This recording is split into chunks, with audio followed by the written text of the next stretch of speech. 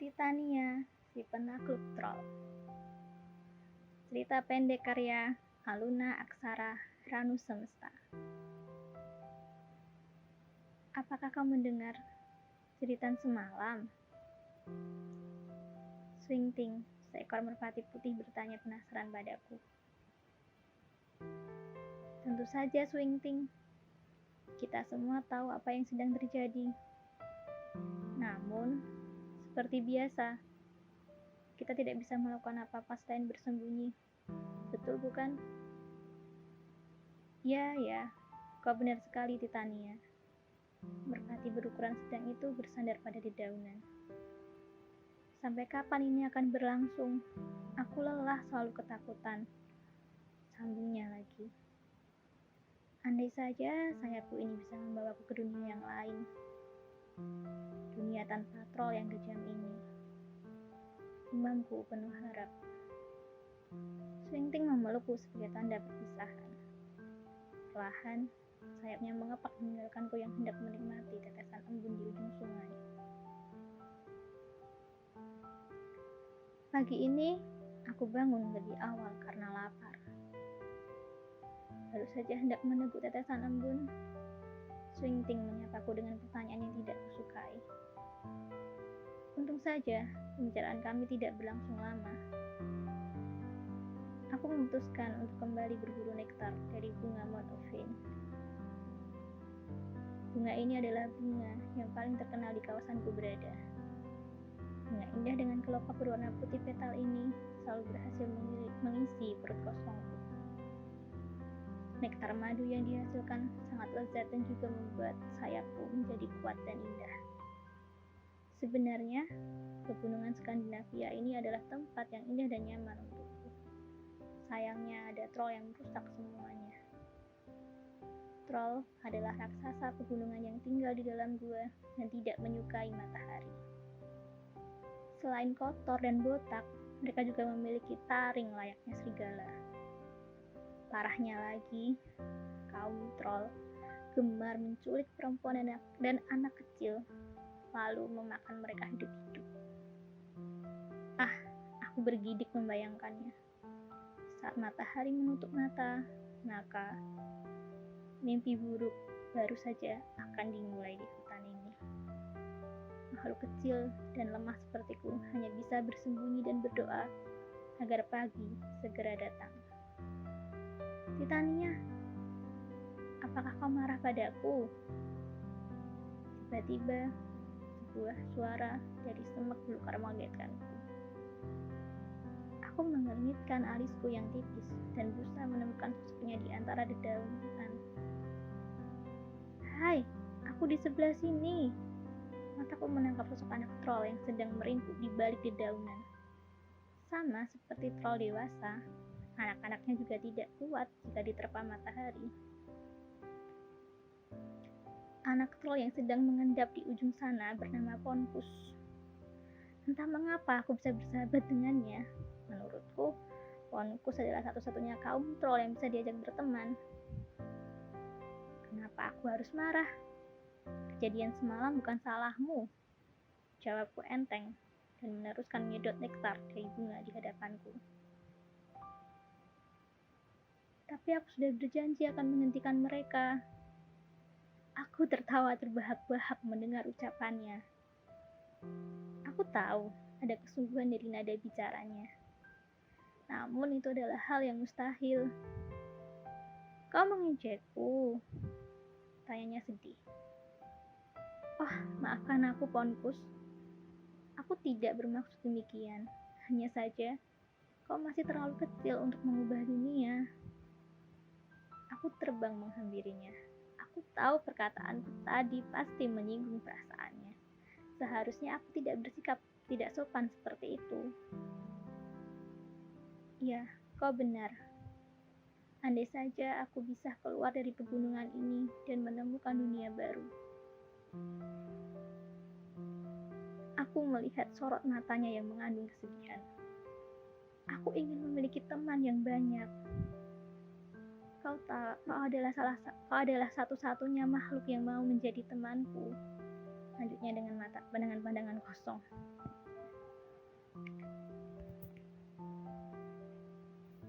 Aku baru saja memikirkan hal yang sama.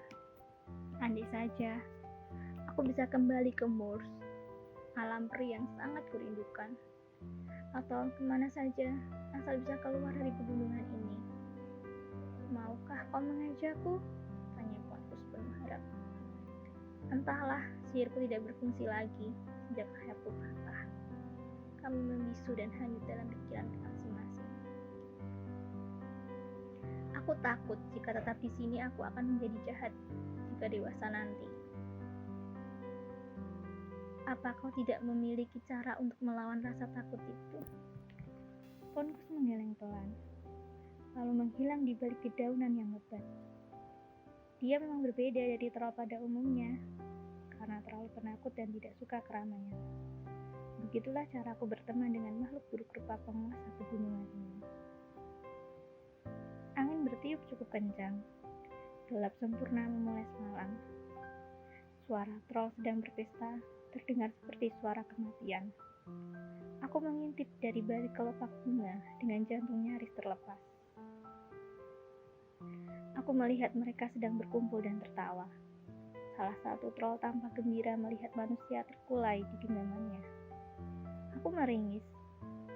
Jika ada yang bilang kisah troll hanyalah dongeng belaka, maka sudah pasti mereka salah. Troll akan berubah menjadi batu untuk menjebak manusia yang tersesat di pegunungan ini. Hampir setiap malam aku melihat pemandangan mengerikan seperti ini. Troll memiliki mata merah menyala dengan gigi yang tajam dan panjang. Raksasa kejam itu beraroma anyir dan kotor. Mereka tidak hanya memiliki wujud yang seram, tetapi juga perilaku yang tak kalah mengerikan. Tiba-tiba, suara petir menggelegar, seperti akan ada badai dari arah utara.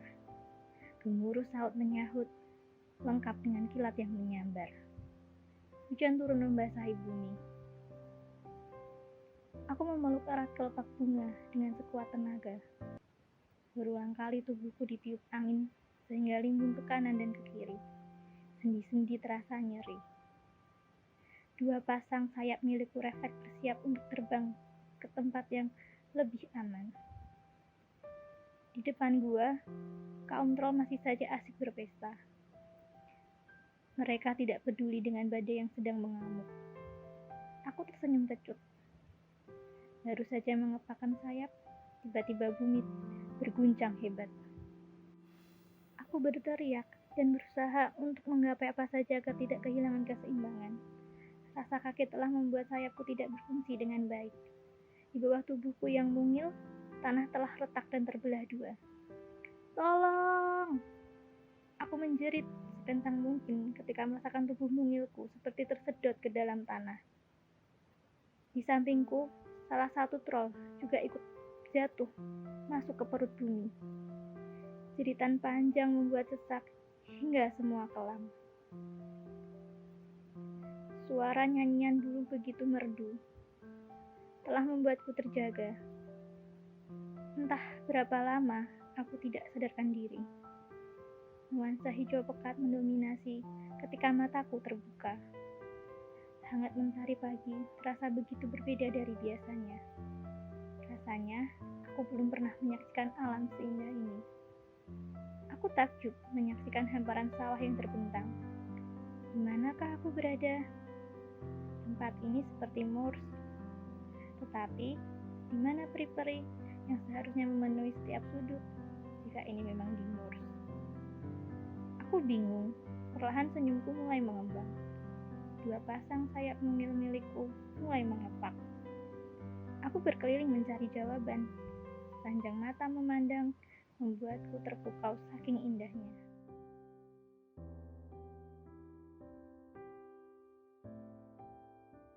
Tak jauh dari tempatku berada, seorang gadis cantik sedang berdendang sambil menebar benih untuk ditanam.